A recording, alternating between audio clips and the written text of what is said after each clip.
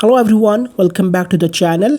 If you want faster internet and clearer calls on your iPhone, then this video is for you. I'll show you a quick and simple trick that really works. So let's get started without wasting any time. First, open the settings app on your iPhone. Now tap on mobile services. Here you'll see your network details. Go to network selection and turn it off. Wait for a few seconds while your iPhone searches for carriers. In my case, it shows Jazz.